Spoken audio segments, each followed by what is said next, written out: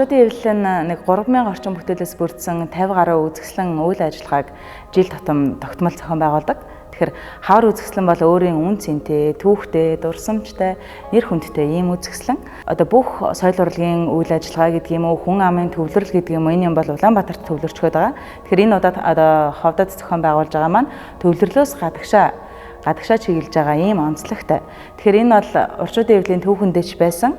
Одоо 46 оноос салбарууд байгуулагдаад бидний мэдих алтан үеийнхэн бол хооён одоо Оросын сонгодог уран зургуудыг хуйлмал байдлаар авч очиж, хэвлэмэл байдлаар авч очиж дэлгэн танилцуулдаг байсан. Дунд үедээ бол одоо орчуудын эвлэл маань уран сайхны сан өмөрөгтэй болоод фонттой болоод эдгээр бүтээлүүдэд нүүдлийн үзэсгэлэн нэртэйгээр мөн одоо хөдөө аймагуудад дэлгэн танилцуулдаг байжээ. Тэгэхээр хавар үзэсгэлэн бол нэг талдаа шинэлэг, нөгөө талдаа юм түүхэн давтамж бас харагдаж байна. Мөн онцлог нь бол одоо ойрын аймагуд оролцож байгаа, баруун таван аймаг оролцож байгаа учраас бүсийн шинж чанартай болж байна гэж онцлогийг харж байна.